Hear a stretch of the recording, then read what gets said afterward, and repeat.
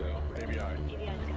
10, 9, 8, 7, 6, 5, 4, 3, 2, 1.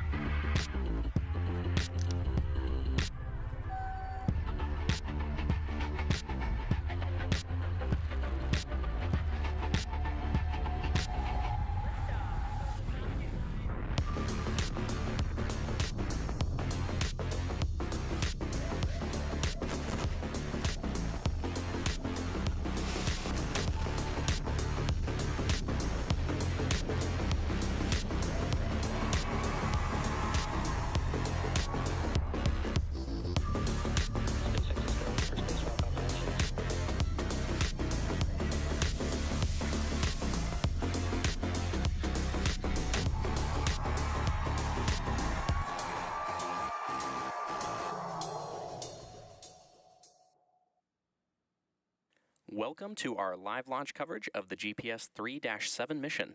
Falcon 9 is currently awaiting liftoff at 1:37 p.m. Eastern Time from Space Launch Complex 40 at Cape Canaveral Space Force Station in Florida. Hello everyone, my name is Zachary Lupin and I'm an avionics supply chain engineer here at SpaceX. And I'm Annie Tway, a recovery operations engineer here at SpaceX. GPS 3-7 is our second accelerated launch for the government after the Rapid Response Trailblazer 1 mission in December 2024. This type of mission typically requires a 2-year planning cycle, but was condensed to 4 months for Rapid Response Trailblazer 1 and just 3 months for GPS 3-7. Now, the Global Positioning System, or GPS, is a huge part of our lives. Billions of devices and systems around the world rely on the U.S. Space Force-provided GPS signals. Not only is it critical to national security technologies, but everything from navigation on smartphones and in cars, boats, and aircraft to disaster response, transportation systems, Federal Aviation Administration operations, and even ATMs and banking transactions. All of these depend on GPS. GPS-3 is the next generation of satellites required to maintain the resiliency of the GPS constellation and improve services to meet user demand. The satellite going up today will contribute to increasing the fidelity of GPS signals, improving resistance to jamming and cyber attacks, boosting military signal strength, and adding signals for civil applications. SpaceX launched 9 military and defense missions in 2024 with the National Reconnaissance Office and the U.S. Space Force. In 2025, we've launched 5 and have 12 more missions with the NRO, Space Force, and Space Development Agency on our manifest. Today's spacecraft is a special one named in honor of Creola Katherine Johnson, the American mathematician whose groundbreaking calculations of orbital mechanics were instrumental to the success of early human spaceflights from the U.S. Wow, that's pretty awesome, getting a whole spacecraft named in honor of you. Now, this will be the 4th flight for the booster flying on today's mission, which previously supported CRS-32, a commercial resupply services mission to the International Space Station, another national security mission, NROL-69, in March, and a Starlink mission in February. And after stage separation, the booster will once again head back to Earth, this time targeting a landing on our drone ship, a Shortfall of Gravitas, which is currently stationed in the Atlantic Ocean. So at about T-minus 11 minutes, we are looking good for an on-time liftoff. The vehicle is healthy, the range is ready to support, and the weather is holding steady with a 50% probability of weather-related launch constraints. If for any reason we are unable to launch today, a backup opportunity is available tomorrow at 1:18 p.m. Eastern Time. So with everything on track, let's learn more about the Space Systems Command mission.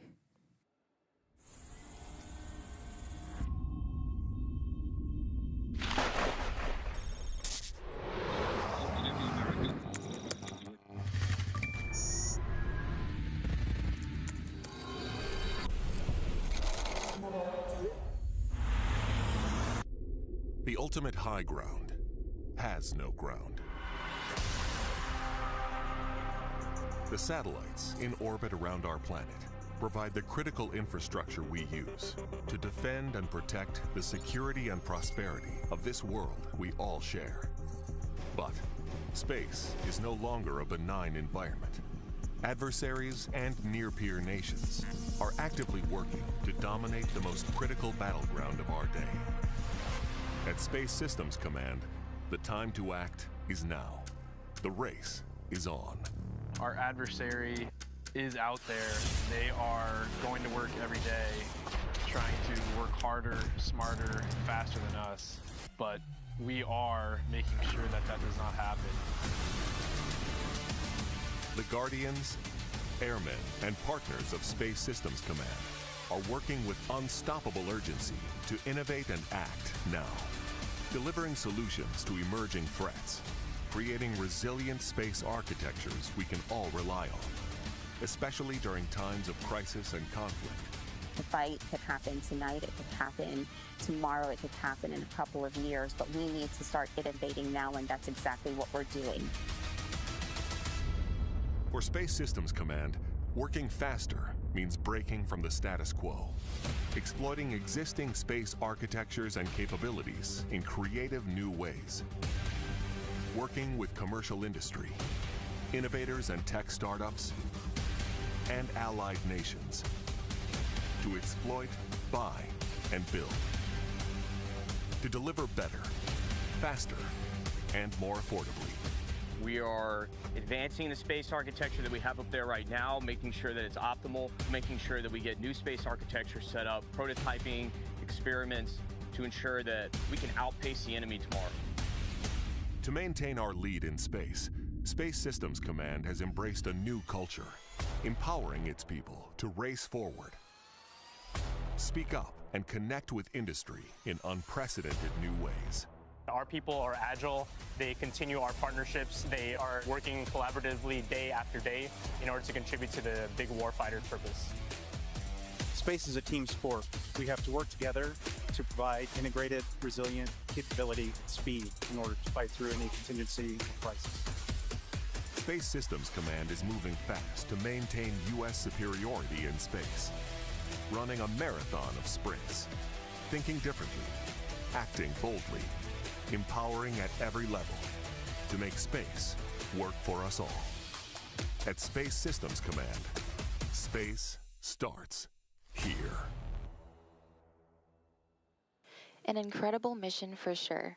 Turning back to the pad now, Falcon 9 is a two-stage rocket developed and manufactured by SpaceX, known for its safe, reliable, and cost-effective access to space. It was also the first orbital-class rocket capable of reflight. Now, the two-stage Falcon 9 vehicle stands at 229 feet tall, and you can see it there on your screen.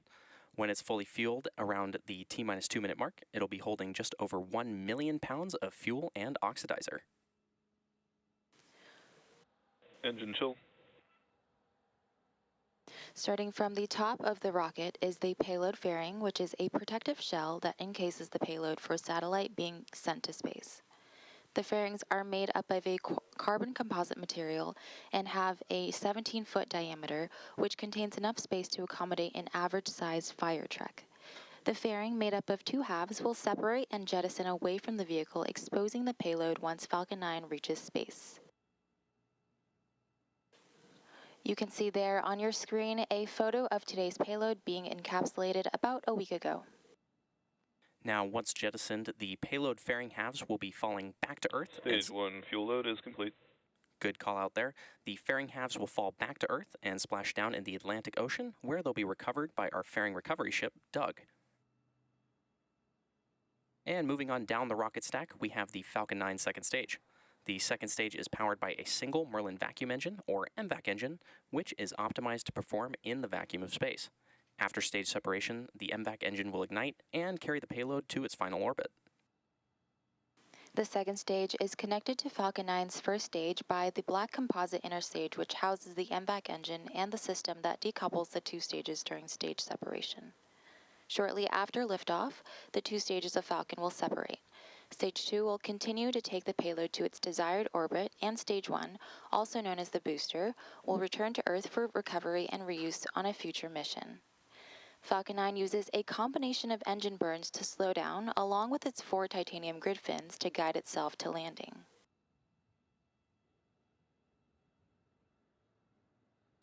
Below that is the first stage, which is powered by the 9 Merlin 1D engines. These provide the initial thrust to lift Falcon 9 off the ground through the lower, thicker part of the atmosphere. And each of those Tanks Merlin... are pressing for Stromback retract. Another good call out there. Each of those Merlin 1D engines delivers about 190,000 pounds of thrust at sea level, which gives Falcon 9 a combined 1.7 million pounds of thrust.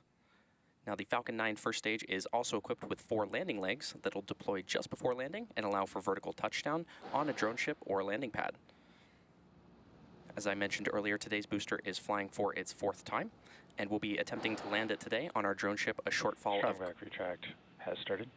Another good call out, we'll be attempting to land it on our drone ship, a shortfall of gravitas, which is currently stationed in the Atlantic Ocean.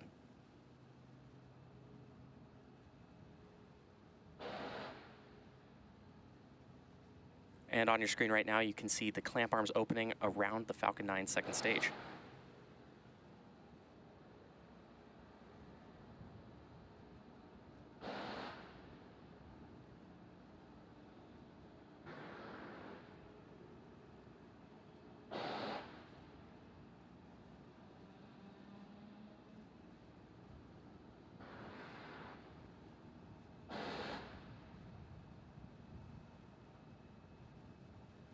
Right next to the rocket, you can see that large truss structure, which is the Transporter Erector, or TE, and it's used to roll the rocket out to the pad and raise it to vertical. It also routes the vehicle's fluids, power, and telemetry umbilicals from the ground systems to the rocket and satellite up until the moment Falcon 9 transitions to internal power.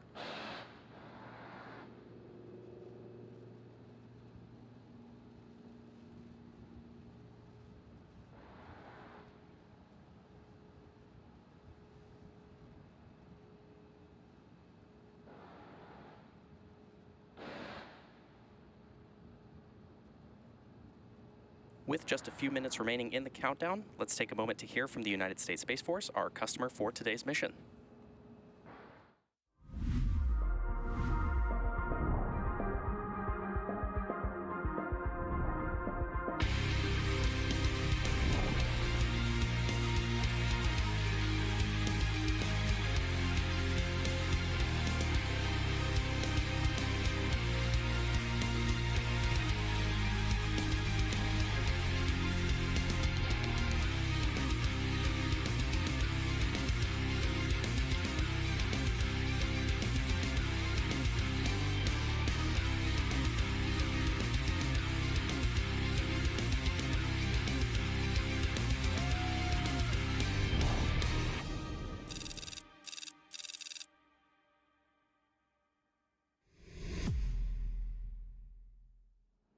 Now, the payload continues to be healthy, and the Falcon 9 team is tracking no issues on the rocket. And as a reminder, weather is still a watch item for today's mission. Stage 2 LOX load is complete. And good call out there for Stage 2 LOX loading completion.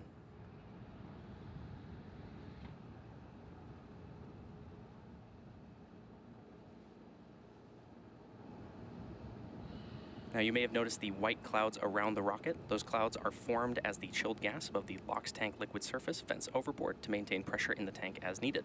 And when the gas comes out into the warmer Florida air, it condenses the water in the air and forms those clouds that you see there on your screen. Ground gas loaded. Another good call out there. Coming up at the T-minus 60-second minute mark, Falcon 9 will be in startup, and this means that the rocket's autonomous internal flight computers will have taken over the launch countdown. And just inside of T-minus 2 seconds, we'll light the M1D engines for liftoff.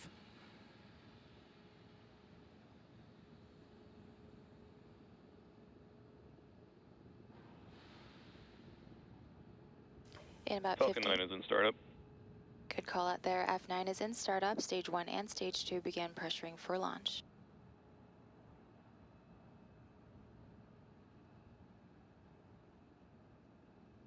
This is the mission director. Go for launch. Great call out there. LD is go for launch. At about T-minus 30 seconds, all...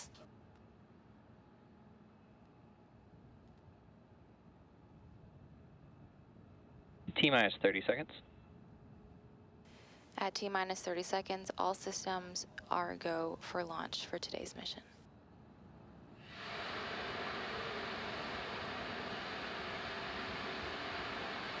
Seconds. T-minus 10, 9, 8, 7, 6, 5, 4, 3, 2, 1. Ignition. Engines full power. And lift off. Go Falcon, go SpaceX, go GPS 37.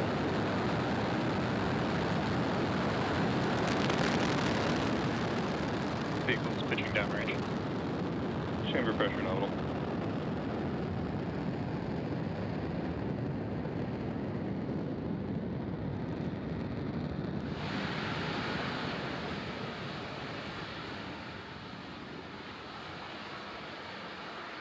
At T plus 30 seconds and counting, Falcon 9 has successfully lifted off from Space Launch Complex 40 at Cape Canaveral Space Force Station.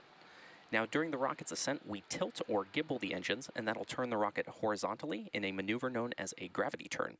So the rocket is still going up. Power telemetry nominal. Good call out there. So the rocket is still going up, but now it's also headed horizontally away from the launch pad. Moments ago, we throttled the engines down on the first stage in preparation for max Q, or maximum aerodynamic pressure. This is a critical moment during flight Vehicle is supersonic. because the combined stresses caused by Falcon 9 accelerating through the atmosphere and the ambient static pressure are at their greatest. Max Q. Good call out there for max Q. The rocket typically needs to go about 17,500 miles per hour horizontally in order to avoid being pulled down to Earth and get into orbit. And to give you an idea of the speed of the rocket, you can track our progress to orbit by keeping an eye on the Stage 1 telemetry at the bottom left-hand corner of your screen. Now we're going to have another good call out there. We're going to have several events coming up in quick succession, starting with main engine cutoff, or MECO, stage separation, second engine start 1, or SES1, and fairing separation. Main engine cutoff, or MECO, is where all 9 Merlin 1D engines shut down to slow the vehicle down in preparation for stage separation, which is where the first stage separates from the second stage. Followed by this, the MVAC engine on the second stage will light, which is called out as second engine start 1, or SES1. Now this engine burn, lasting several minutes, will propel the second stage and the payload to orbit. In addition to these 3 major events, the fairing halves will separate shortly after SES1, so keep an eye out for all of these events coming up in just a few moments from now. Nominal trajectory.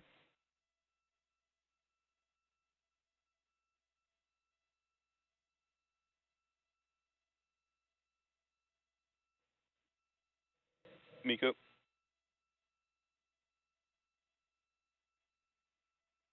Stage separation confirmed. MVAC startup.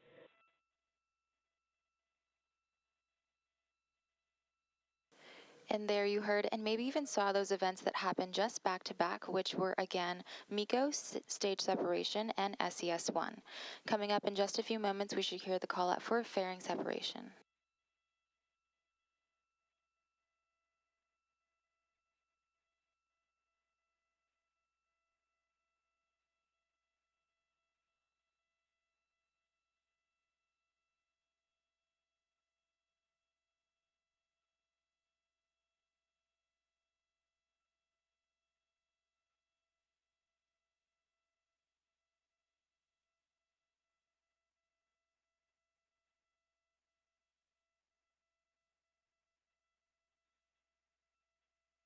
Fairing separation confirmed. Good call out there for fairing separation and a beautiful view of Earth from space. As mentioned earlier, we will be attempting to retrieve these fairing halves using our recovery vessel Doug once they fall back to Earth. And these are some absolutely phenomenal views today. Now, we're currently at the T plus 4 minute mark into today's mission. Next major milestone coming up will be just past the T plus 6 minute mark, which will be the first stage's entry burn. For the entry burn, we'll be relighting 3 of the M1D engines on the first stage, starting with the center E9 engine, followed shortly after by the E1 and E5 engines. This will help slow down the vehicle as it passes back into Earth's denser lower atmosphere. We need to slow it down to reduce re-entry forces, which ultimately helps us recover and reuse the first stage.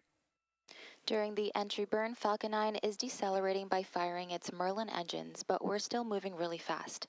This causes the vehicle to fly through Merlin's exhaust gases, and this deposits a layer of soot on the vehicle's surface, which is why our flight-proven vehicles look the way they do. That soot comes from the carbon-based fuel that Falcon 9 uses. As you can see on your screen, on the bottom left, the first stage is decelerating and heading to its rendezvous point at sea.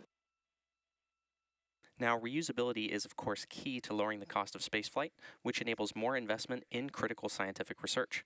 The Falcon 9 first stage that is supporting today's mission is Two nominal trajectories. Another good call out there. The Falcon 9 first stage that is supporting today's mission is flying for its 4th time. And while this booster is on its 4th trip to space, we're working towards qualifying our fleet of Falcon boosters and fairings to support 40 missions each. And for those following along, we're currently at 28 flights of a single Falcon booster, which is absolutely amazing. Increasing Falcon's flight count provides valuable information on repeated reuse, which is a critical element for making life multiplanetary.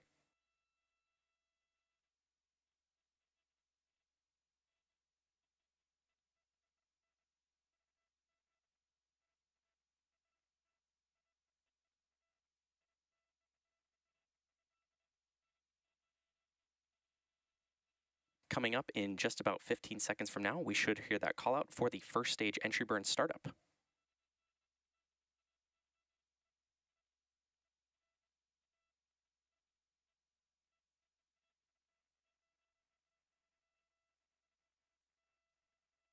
Stage 1 entry burn startup.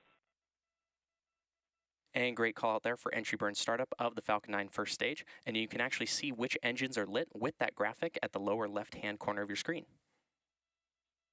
Stage 1 FTS is saved.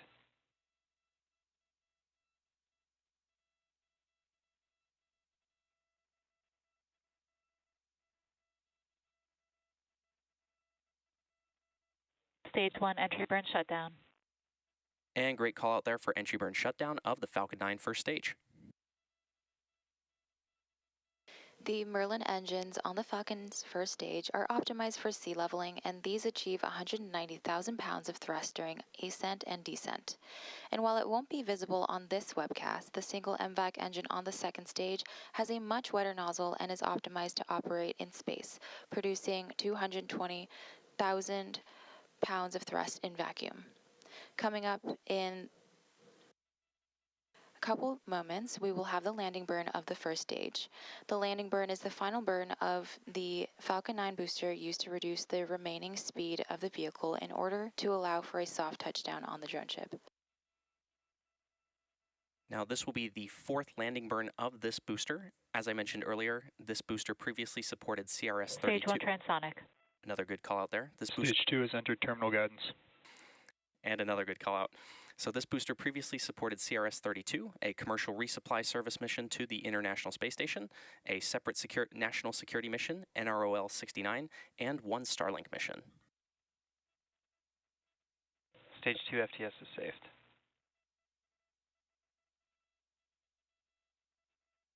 Stage 1 landing burn.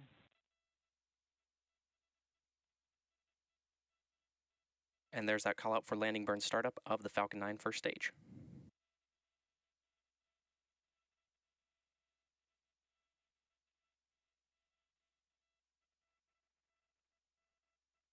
Landing leg deploy. Nominal orbit insertion.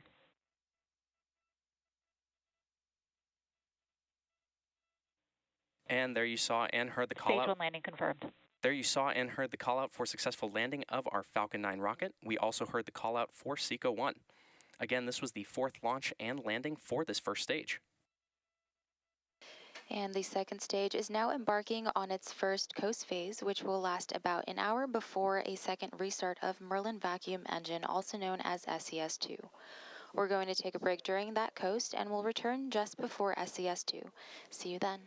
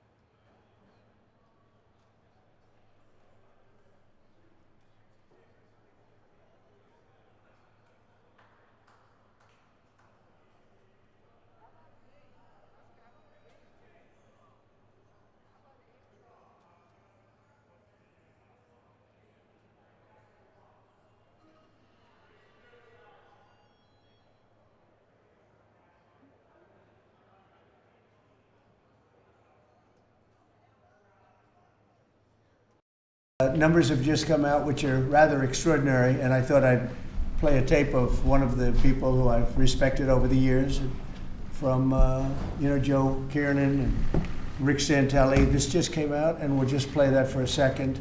Personal income is up 0.8%. That is almost triple the expectations. Yeah, I'll tell you that the income numbers, really, for the first 4 months of the year, they're stellar.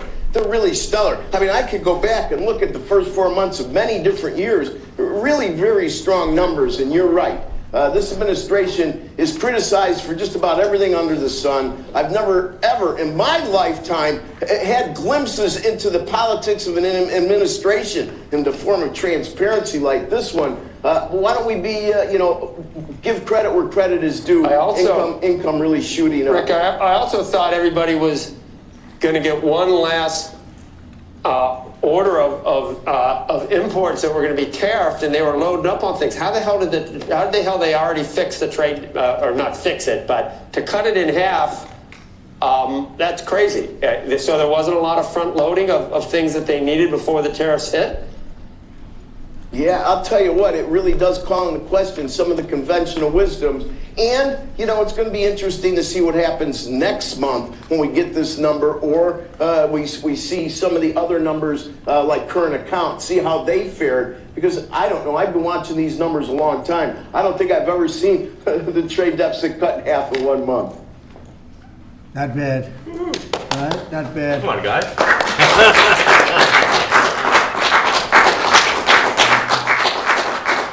Yeah. I see Howard and Scott are here, so it's great. You guys want to stand over here? You might as well. You're the ones that help produce those numbers, and it'll only get better. The tariffs are so important, and that's why we were so happy with the decision yesterday where the tariffs continue, because without the tariffs, our nation would be imperiled. We would really be imperiled. I think I can say that with great surety, Scott and Howard. And so we were very happy to get that decision, that big decision yesterday. And today it's about a man named Elon, and he's one of the greatest business leaders and innovators the world has ever produced. He stepped forward to put his very great talents into the service of our nation, and we appreciate it. And I just want to say that Elon has worked tirelessly helping lead the most sweeping and consequential government reform program in generations. And the kinds of things that he's found and his people have found. He's brought a group of very smart people in, and they found things that are pretty unbelievable. I have to say that the numbers that we're talking about are substantial, but they're going to be very much more substantial with time, because many of the things that we're working on right now, we're going to have to remember Elon as we find them, but the numbers could double and triple. Because many things, we don't want to go out with them until we're sure, but we've found things that are unbelievably stupid and unbelievably bad. With the Department of Government Efficiency, Elon's delivered a colossal change in the old ways of doing business in Washington. DOGE has installed geniuses with an engineering mindset and unbelievably talented people in computers. I actually asked Elon one time, what's their primary thing? And they have a lot of primary things, all having to do with being smart. But he said the thing that they're really the best at is working with computers, so that they can't be outsmarted by somebody that's not so honest, that happens to also be good with computers, but not as good as these people. But the mindset in the senior ranks of every federal department, and it's really changed. And with Elon's guidance, they're helping to detect fraud/waste and modernize broken and outdated systems. So as you know, we're talking about various systems and changing systems. And, sadly, it takes a long time to do that. You'll change, let's say, a system at IRS and computerize it properly, where the job can be done in 1/10 the time, but it takes sometimes years to rebuild those systems. But we've started, in many cases, I will say that this has less to do with Elon, but the air traffic control systems, we're bidding out to the best companies in the world, those systems right now. They were what the previous administration was horrible what they did. They spent billions and billions of dollars, and in the end, it didn't even come close to working. They tried to hook up wire to copper, and it can't be done. and they just spent billions of dollars and just wasted money. Actually made the system much worse. So we're going to get a brand new modern system. Congress is working with us on that, and we're going to get it done as quickly as we can. But it's in the works, and once it's done, it'll be good for 30 years.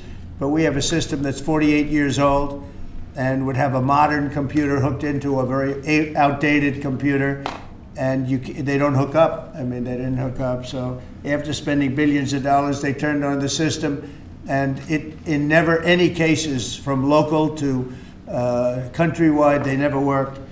More than 75,000 bureaucrats have voluntarily left their taxpayer-funded jobs to come out and really do the job. Countless wasteful and unnecessary contracts have been terminated, and you know that we have terminated many, many contracts, and many contracts, Elon, are right now being looked at, and it may be 6 months, it may be almost a year in some cases. We're going through procedures, we're going through courts, and we'll remember you as we announce billions of dollars of extra waste, fraud, and abuse. Just as an example, DOGE canceled $101 million for DEI contracts at the Department of Education, $101 million, and that was just a small section of the Department of Education, $59 million for illegal alien hotel rooms in New York City, and the landlord never made the kind of money that he made in the last short period of time. $59 million to a hotel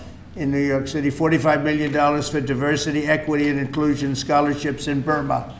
In Burma, does anyone know about Burma? $42 million for social and behavioral change in Uganda. $40 million to improve the social and economic inclusion of sedentary migrants. I can say it's $2 billion to Stacey Abrams and her environmental movement. There was $100 in the account, and all of a sudden they found $2 billion in the account. And I assume that's being looked at. I don't know, I'm not sure, but I assume that's being looked at. Think of that, $2 billion.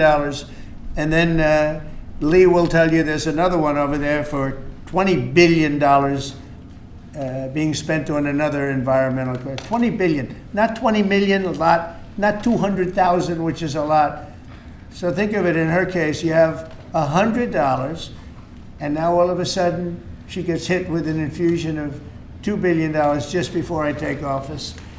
$20 million for Arab Sesame Street in the Middle East. Nobody knows what that's all about. Nobody's been able to find it. $8 million for making mice transgender. So they spent $8 million on making mice transgender. And those are better than many of the others. I could sit here all day and read things just like that, but we have other things to do. So it's much, much more than just that. We're totally committed to making the DOGE cuts permanent and stopping much more of the waste in the months to come. We want to get our great, big, beautiful bill finished and done. After that, we put some of this into the bill, but most of it's going to come later. We're going to have it cauterized by Congress, affirmed by Congress.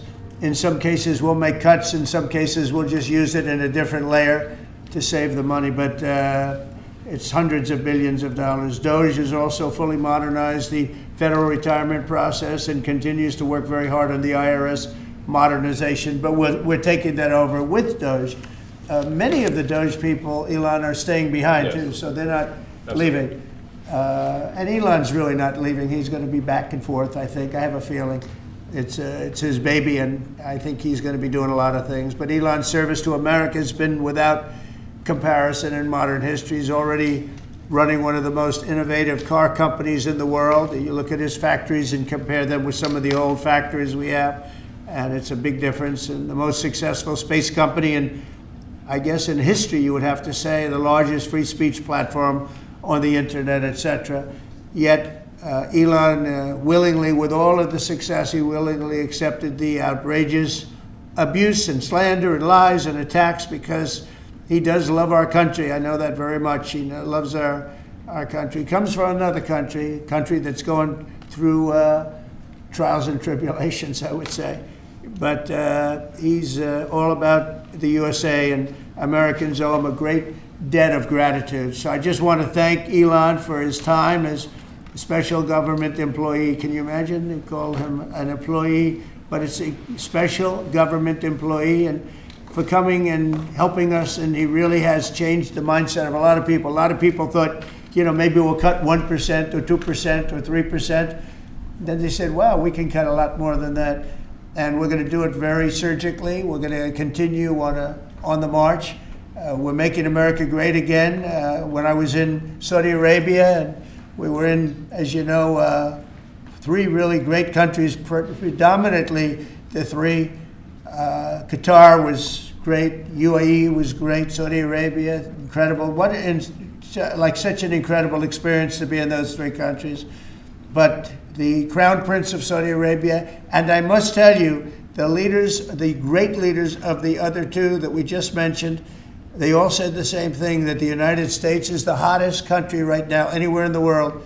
And 6 months ago, we thought it was dead. It was like a dead country.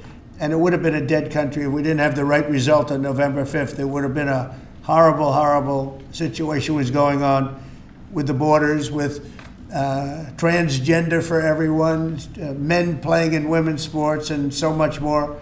But they were saying the hottest country anywhere in the world. And then I played that little clip because that was one person who's respected, or 2 people, because Joe was in that one too. Joe's a good man.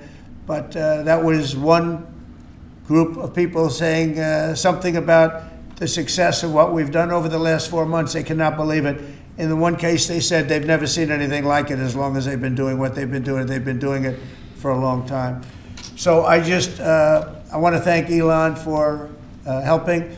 And again, the United States right now is the hottest country anywhere in the world. There's no country as hot, and we're doing really well. When I left, we had no wars, we had no problems. We defeated ISIS, we rebuilt our military, and we had no inflation. And when I came back, we had a lot of inflation. We had wars all over the place. We had the embarrassment in Afghanistan where we gave up billions and billions of dollars of military equipment, the most embarrassing moment in the history of our country, I believe. I believe that strongly. We have Russia with Ukraine. We had the attack on Israel in October, the horrible attack, October 7th. Horrible, horrible attack. Nobody's ever seen anything like it. And now we have something where we're really healing a lot of that. We stopped India and Pakistan from fighting. I believe that could have turned out into a nuclear disaster. And I want to thank the leaders of India, the leaders of Pakistan, and I want to thank my people also. We talked trade. And we said we can't trade with people that are shooting at each other and potentially using nuclear weapons. And they're great leaders in those countries, and they understood, and they agreed. And that all stopped, and we're stopping others from fighting also, because ultimately we can fight better than anybody. We have the greatest military in the world. We have the greatest leaders in the world. We put one of them in charge of the Joint Chiefs of Staff, as you know, General Raisin Kane. And we wiped out ISIS, completely wiped out ISIS in 3 weeks. They said it would take 5 years, and we did it in 3 weeks. And that's the way it is, but we don't want to have to use our military. We want to be peace through strength when we can, and that's the way we're going to have it. So I just want to thank Elon and all of his people. Most of those people are staying, almost all of them are staying, and they're going to be with us. And you're going to see the results coming long into the future. Even a year and 2 years later, you're going to see a lot of the results, and those hundreds of billions of dollars are going to be adding up, and they're going to continue to add. It'll be interesting, really interesting to see what the final number is going to be. But again, Elon gave an incredible service. Nobody like him, and he had to go through the slings and the arrows, which is a shame because he's an incredible patriot. The good news is that 90% of the country knows that, and they appreciate it, and they really appreciate what he did. And I gave him a little special something we have here. Thank you. A very special that I give to very special people. I have given it to some, but it goes to very special people, and I thought I'd give it to Elon as a presentation from our country. Thank you. Thank you, Elon. Thank you. Take care of yourself. Thank you. You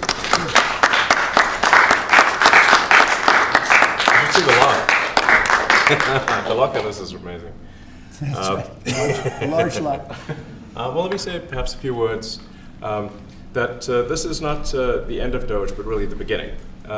My time as a special government employee necessarily had to end. It was a limited time thing. It's 134 days, I believe, which ends in a few days. So, so that it comes with a time limit. But the Doge team will only grow stronger over time. The Doge influence will only grow stronger. It's I'd liken it to sort of Buddhism. It's like a way of life. So it is permeating throughout the government. And I'm confident that over time we'll see $1 trillion of savings and a reduction in $1 trillion of waste and fraud reduction. The calculations of the Doge team thus far, in terms of an FY25 to FY26 delta, are over 160 billion, and that's climbing. We expect that number will probably go over 200 billion soon. So I think the Doge team is doing an incredible job. They're going to continue doing an incredible job, and I'll continue to be visiting here and be a friend and advisor to the president, and I look forward to Times being back in this amazing room. By the way, isn't this incredible? Look at this incredible. It's stunning. I think the way that the Oval Office, how the president has just completely redone the Oval Office. It's beautiful. I love the gold on the ceiling. Thank you. It's pretty nice. Yeah. That's been there a long time. That was plaster. Nobody ever really saw it. They didn't know the eagle was up there, and we highlighted. It's essentially it's a landmark, a great landmark, and that's 24 karat gold, and everybody loved it. And now they all see it when they come in. So it's been good. The Oval Office finally has the majesty that it deserves, thanks to the president. So I look forward to continuing to be a friend and advisor to the president, continuing to support the Doge team. And we are relentlessly pursuing $8 trillion in waste and fraud reductions, which will benefit the American taxpayer. That's it, really. Thank you, Mr. President. Thank you. All right. Great job. Thank you.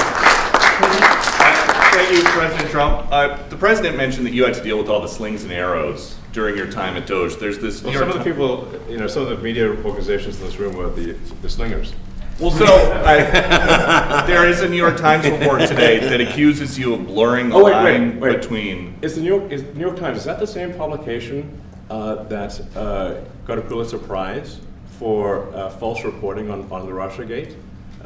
Is it the same organization? I got to check my Pulitzer counter. It is. I think the judge just ruled against the New York Times for their lies about the Russiagate hoax, and that they might have to give back that Pulitzer Prize. That New York Times. Let's move on. Okay, then next President question. Trump. I got one for President Trump.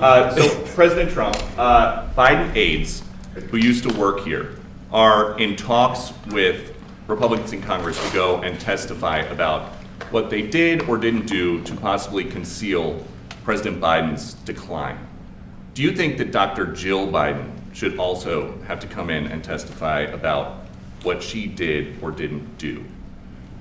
Well, I hate the concept of it. It's the wife of a man who was going through a lot of problems, and everybody that dealt with him understood that. And I guess it came out during the debate loud and clear. That was the biggest signal of all.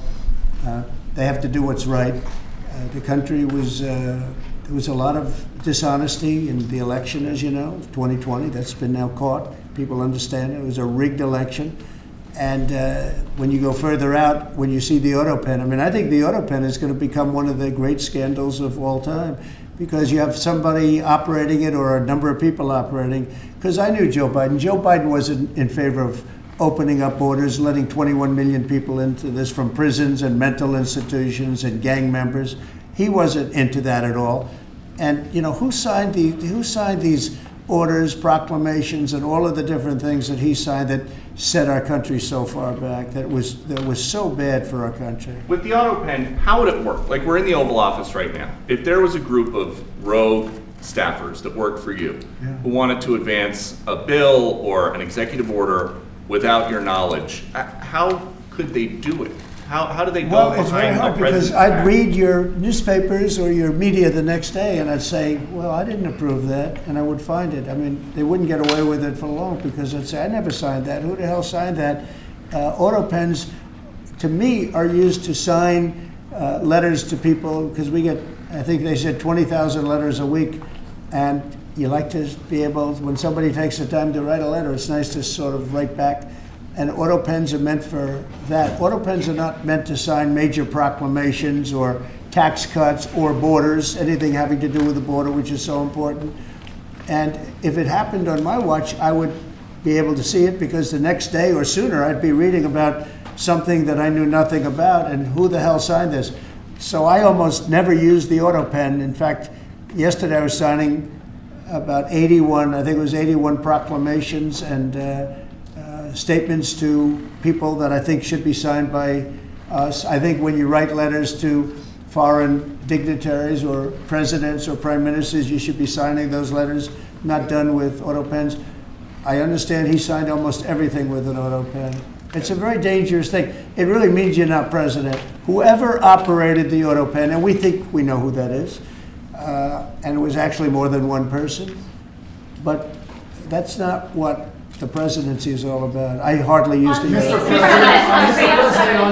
Reinstate the tariffs on China. You said that they violated the agreement with the U.S. Well, they did. They violated a big part of the agreement we made. You know, if you read that whole statement, I was very nice to them. I helped them because they were in trouble with the stoppage of a massive amount of business. But I'm sure that I'll speak to President Xi and hopefully we'll work that out. But yeah, there's a violation of the agreement. Yeah, please. Mr. President, can you give us an update to the latest ceasefire agreement that Israel has agreed to, but Hamas still considering?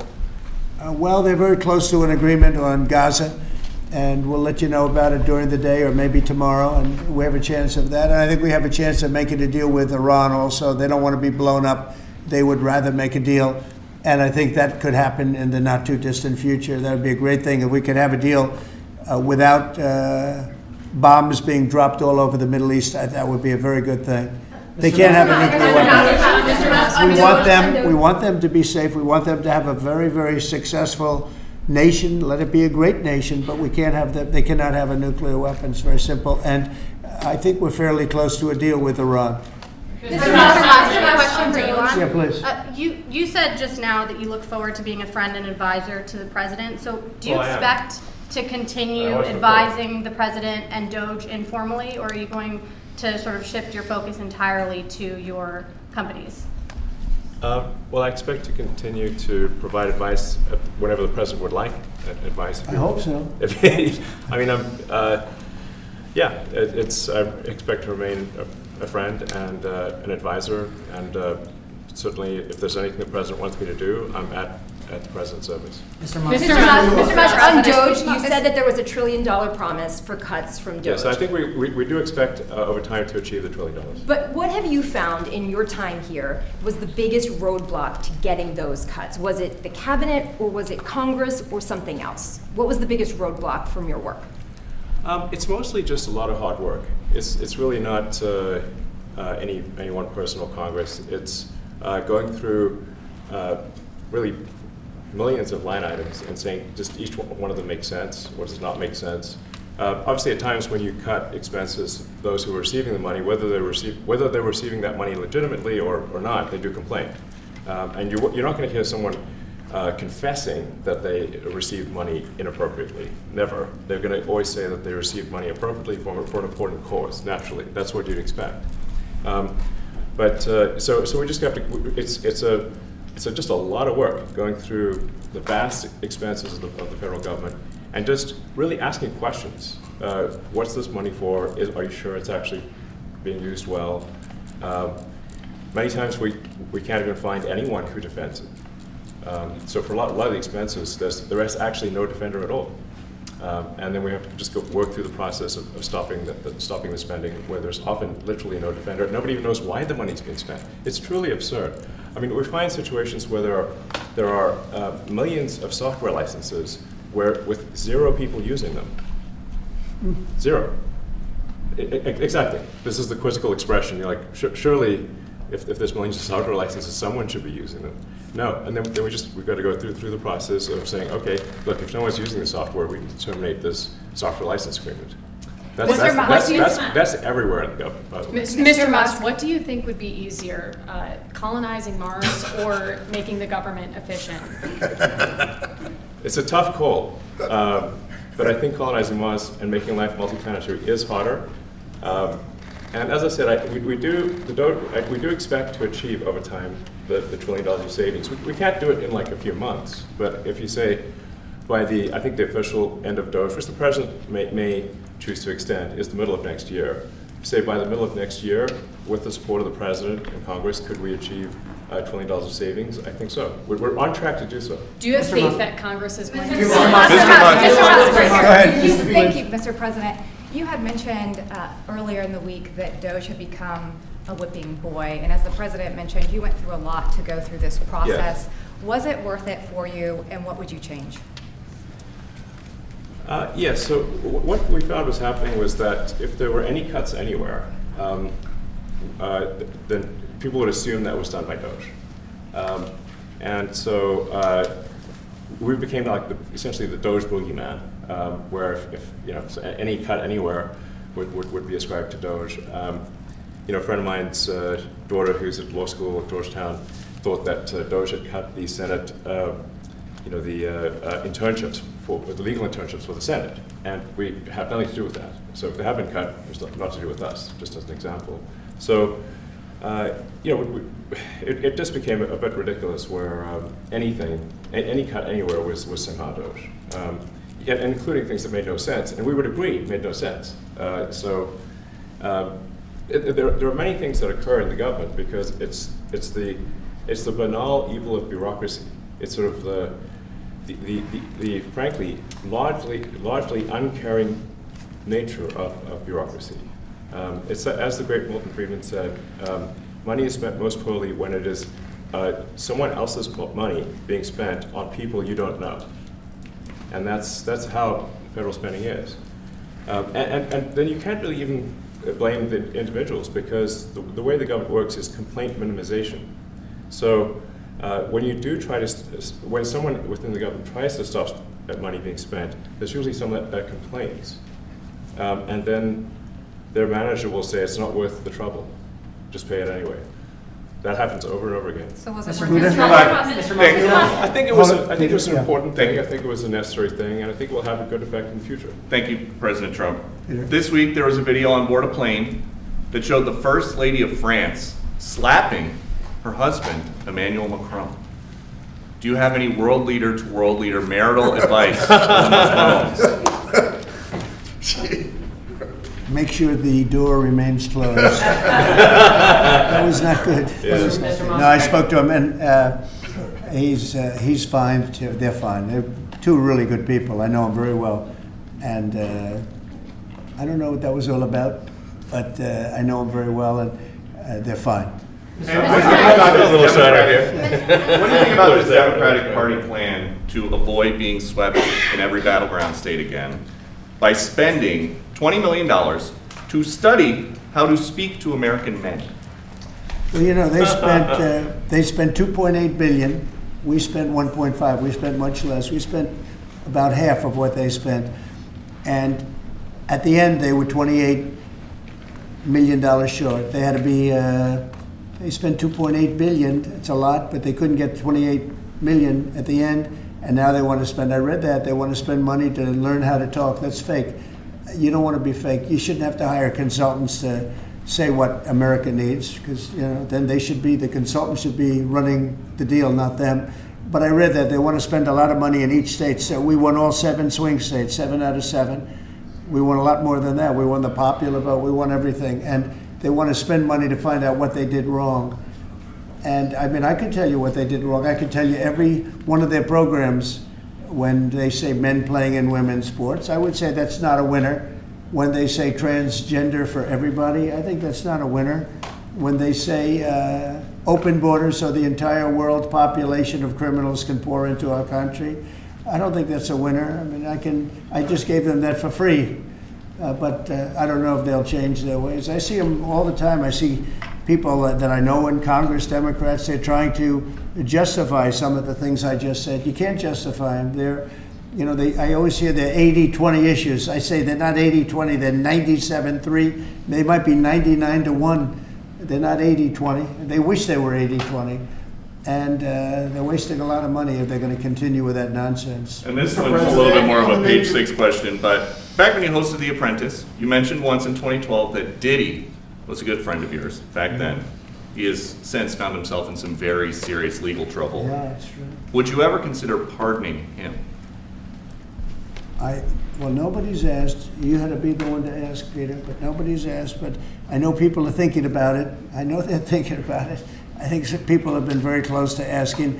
First of all, I'd look at what's happening, and I haven't been watching it too closely, although it's certainly getting a lot of coverage. I haven't seen him. I haven't spoken to him in years. He used to really like me a lot, but I think when I ran for politics, he sort of, that relationship busted up from what I read. I don't know. He didn't tell me that, but I'd read some little bit nasty statements in the paper all of a sudden. You know, it's different. You become a much different person when you run for politics and you do what's right. I could do other things, and I'm sure he'd like me, and I'm sure other people would like me, but it wouldn't be as good for our country. As we said, our country's doing really well because of what we're doing.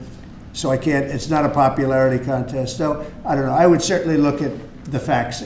If I think somebody was mistreated, whether they like me or don't like me, it wouldn't have any impact on me. Mr. President, on the big beautiful bill, would you like to see the Senate build in some support for your tariffs on the big beautiful bill, or should that be a standalone bill? I have great support on the tariffs. I mean, I was so honored that we got that ridiculous stay lifted, because that would have taken away presidential power. It would have taken away everything that was granted by the founders. It would have been a terrible thing. And it would have, most importantly, would have left us vulnerable. We have a lot of countries that use tariffs on us and use them viciously, actually, viciously. And if we didn't have the power to use tariffs on them, and instantly, not when you go back to Congress and try and get hundreds of people to agree on something, that would take months to get just one simple proclamation. If we didn't have the power to counteract their powers, you wouldn't have a country left. We have to act fast. We have to be fast and nimble, as they say. And that was a really great moment, I think, yesterday when that stay was lifted. And hopefully now we'll go to court and just win that battle. Because if we don't have the power to do what they're doing to us, we are going to be a great nation no longer. Elon Musk was once idolized by folks on the left in this country before joining your administration. Now he's considered a hero by conservatives.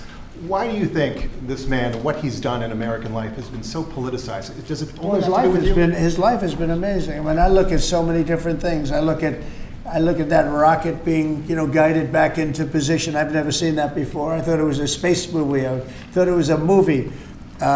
You look at what he's done in terms of communication. It's been unbelievable. So many different, even tunnels going underground, not having to go through all the process of going, he's got a company that does that. He's got so many different companies. Starlink, as an example. He saved a lot of lives, probably hundreds of lives in North Carolina. I don't even know if you remember, but I called you. They needed Starlink in North Carolina.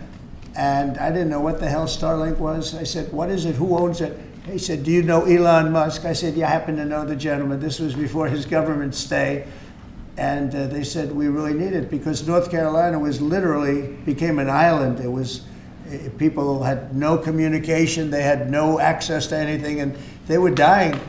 And I called up Elon, and you can't get it because it's so successful. It's very hard to get. And he had so much of it brought over there, and they told me it was unbelievable. It saved a lot of lives. So, he's just done a lot of things. I don't think he gets credit for what he's done. But he's a very good person too. You know what? If he wasn't a good person, but he did the same things, I'd probably maybe speak differently. He happens to be a really good person who loves the country. Mr. President, on the one big beautiful bill, you had indicated this week that there were some things you didn't like about what had passed in the House. What changes do you want to see the Senate make? And you had also indicated there were things you didn't like about the bill. What would you be suggesting he push senators to change in their version?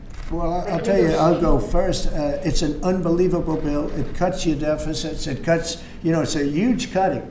but there's the things I'd like to see maybe cut a little bit more. I'd like to see a bigger cut in taxes. It's going to be the largest tax decrease or cut in the history of our country.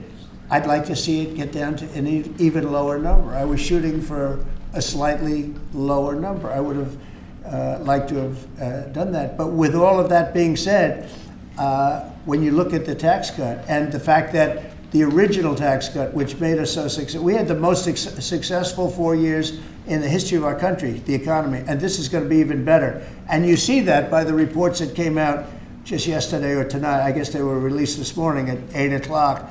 You see the kind of numbers where somebody that's a pro is like, whoa, I haven't seen numbers like this since I've been doing this. You know, these are human emotions of professionals that have never seen numbers like, and we've just started. The bill is a great bill. It's going to be jiggered around a little bit. It's going to be negotiated with the Senate, with the House. But the end result is it extends the Trump tax cuts. If it doesn't get approved, you'll have a 68% tax increase. You're going to go up 68%. That's a number that nobody's ever heard of before. You'll have a massive tax increase. If it does get approved, you'll have a large tax cut, the largest we've ever had. When you add the past tax cuts that we got you, the Trump tax, they call them the Trump tax cuts. It's an amazing bill. It does amazing things. With all of that, it's going to be adjusted a little bit over the next coming weeks, and I think it's going to be passed. The Republicans want to pass it. With all of the great things it does, including an extension of debt, it's the extension. We have to extend the debt. If we don't extend debt, we're in default. Now, the Democrats might like our country to be in default, but in 250 years, we've never been in default. That was handed to them by a very well-meaning man that gave it to them because he thought it was the right thing to do. It could have been their problem before the election, but this man thought it was the right thing to do, and he was well-meaning. I don't hold anything against him for that, but that was put on our plate when it should have been on the Democrats. September 28th, a famous date. It should have been taken care of by the Democrats, but this person, a man of power, gave it to us so that in June that comes due. Well, we have to take care of that because if we don't take care of it, we have a country in default, and we don't ever want to have a country in default.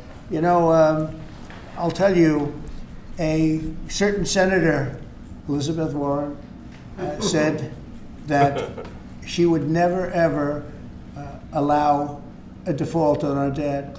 She would never let it happen, and she would like to get rid of the debt ceiling, what's called the debt ceiling. I call it the debt extension because we really need an extension. That she'd like to see that gotten rid of, and there are many people that agree. Many Democrats agree with that, but we gave that through, and you know, I don't want to say an error. He did it well-meaning. They gave that to us. It was a Democrat problem just before the election. Would have had a huge impact on the election, and to our benefit. We won anyway, but to our benefit. But felt that really for the good of the country, we should extend that. But Elizabeth Warren and various other people would like to see that. Her whole career, she wanted to see it terminated, gotten rid of, not being voted on every 5 years or 10 years. And the reason was because it's so catastrophic for our country. And I always agreed with her. That was one thing I agreed with her on. Now, I haven't spoken to her, but I would say that if you asked her that question now, she'd say, no, it's their problem. But it's a very unfortunate situation. It's a very unfair situation. And she happened to be right on that. It should be gotten rid of, or it should simply be extended. But that's one of the things that gets taken care of in this bill. That automatically gets extended for a 4-year period, and it should be. But I agree with Elizabeth Warren on that. I think you should get rid of it. It's too catastrophic. Yeah, please, go ahead. What message do you like to send to international students? Are they still welcomed to study in the United States? And one question for Mr. Musk. The students, well, we want to have great students here. We just don't want students that are causing trouble. We want to have students. I want to have foreign students. I think Harvard, you know, it's close to 31%. That's a lot. Our country has given $5 billion plus to Harvard over a short period of time.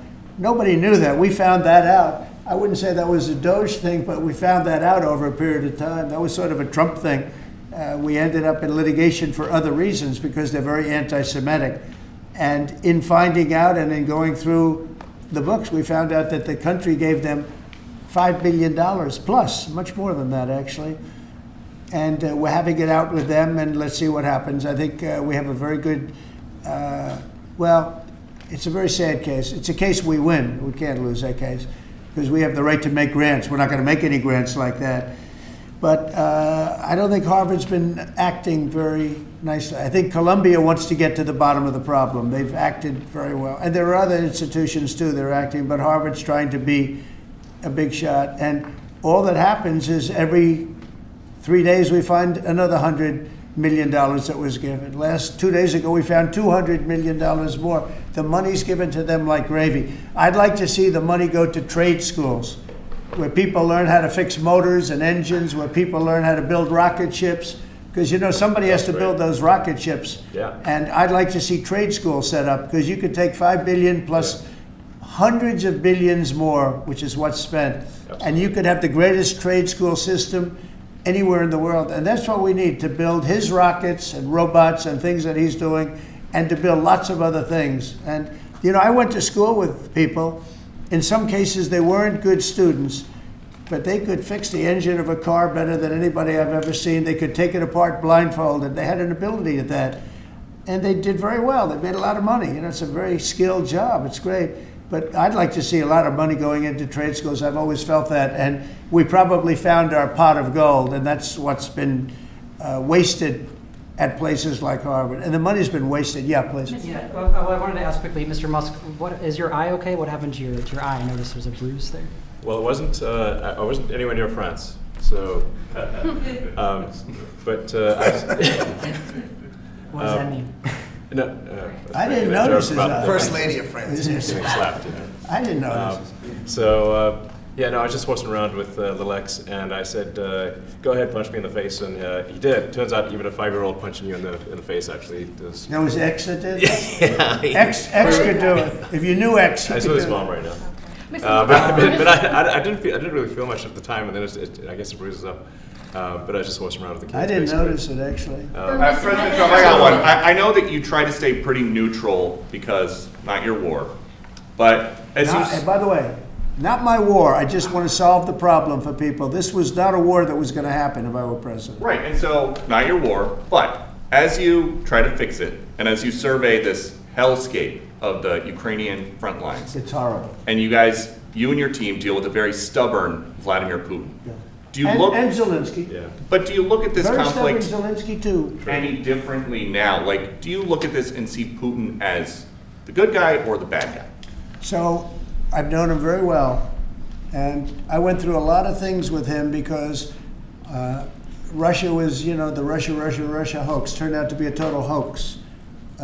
New York Times, they got a Pulitzer Prize. They have to give back the Pulitzer Prize. That's my lawsuit, and they're doing very poorly in that lawsuit. But you know, they wrote stories about how it was true and it was false, and you know, a lot of Washington Post also. I have gotten to see things that I was very surprised at. Rockets being shot into cities like Kiev during a negotiation that I felt was maybe very close to ending. We were going to solve a problem, and then all of a sudden rockets got shot into a couple of cities and people died. I saw things that I was surprised at, and I don't like being surprised. So I'm very disappointed in that way. With that being said, I'd like to see it end. 5,000 people, I think the number's even more than that, but 5,000 people a week are being killed. Mostly soldiers, but also people that live in little cities and towns throughout Ukraine. And I'd like to see that stop.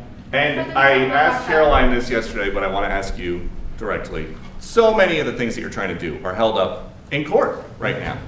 If the courts are going to have so much influence over U.S. policy, do you wish you would have just become a judge instead? Yeah, well, look, it wasn't meant to be that way. If you look at the founders, the president had certain powers, and you have your three groups, and they all had supposed to be pretty equal powers.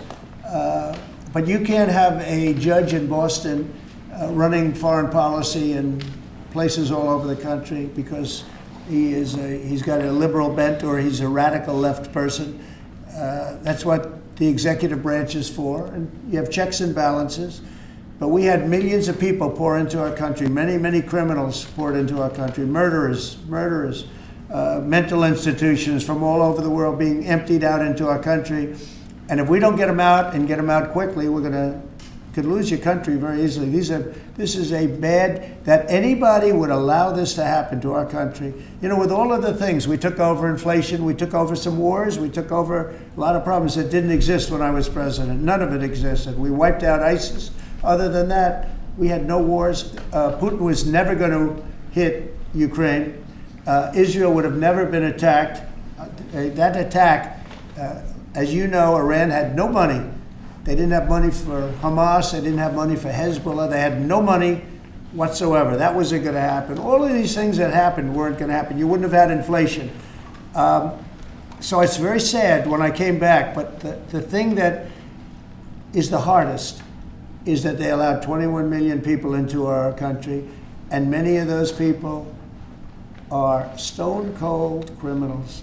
They moved their criminal population into the United States, and of all the things that, you know, are bad, I solved inflation, I believe, already. I got the fuel prices down. The fuel prices came down. That's one of the reasons. They screwed up the energy. They screwed up the cost of gasoline and oil and gas. And you had tremendous inflation, the greatest inflation probably in the history of our country under Biden. And when people said, oh, but the economy was, no, the economy was terrible for the people because they couldn't afford the energy. And the energy brought everything else up. Energy is the big deal. But with all of that, we solved that already. In 4 months, we solved it. $1.99, $1.98 gasoline. First time people have seen that in a long time since my term. But the hardest thing to solve is millions of people pouring into our country, many of whom are criminals. Because remember, these countries are smart. Their leaders are very street smart. They're sending the people that they don't want. They don't want the people that are there, that are law-abiding, that are productive, that are working hard.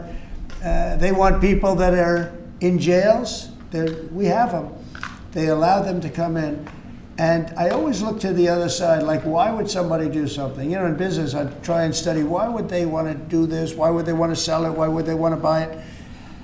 One thing I can't figure out is, what would an administration, what were they thinking when they allowed millions of people from prisons all over the world, not just from South America, Venezuela, all over the world, from the Congo in Africa, hundreds of people, thousands of people from the Congo, rough prisoners, from Asia, from Europe, rough parts of Europe. Why would they allow them to come into our country? Why would they do that? It's the one thing I can't figure out. And I don't believe it was Joe Biden. I really don't. I mean, look, he's been a sort of a moderate person over his lifetime, not a smart person, but a somewhat vicious person, I will say. If you feel sorry for him, don't feel so sorry because he's vicious. What he did with his political opponent and all of the people that he hurt a lot of people, Biden. And so I really don't feel sorry for him. But he wasn't a person that would allow murderers to come into our country. He wasn't a person that was in favor of transgender for anybody that wanted it, take kids out of families, et cetera, et cetera. So I just don't understand why a thing like this, how a thing like this could have been allowed to happen. Very sad. It's very sad for our country. If I could add something. Go ahead. I think the fundamental moral flaw of the left is empathy for the criminals and not empathy for the victims. Empathy for the criminals, but not empathy for the victims. And there's been way too much of that. That needs to stop. To the president's point, there's been immense judicial overreach that is unconstitutional. That was never intended. And it's undermining the people's faith in the legal system. It needs to stop. It's gone too far. And just today, we had, just a couple of hours ago, we had a great decision from the Supreme Court, thank goodness, that was very important. We had two important decisions yesterday on the tariffs because, again, we have to be able to fight fair fight with other countries. Howard, would you say we have to be able to use tariffs to fight people that use tariffs on us? I mean, if we didn't have that power of tariffs, we would economically be destroyed as a country, because they will destroy us. Other countries will destroy us with unchecked tariffs. We can check them when we have the use. They tried to take that power away from us, and if you take that power away, we're not going to have a country. We won't have an economically viable country. But it's very important on immigration that we be able to get people out without having to go through a long court case. I mean, it was up to some of these judges.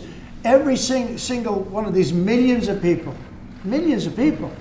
criminals, prisoners that were let go from jails because they save a fortune when they do. They brought them into the United States. You know what they're saving? The money they're saving?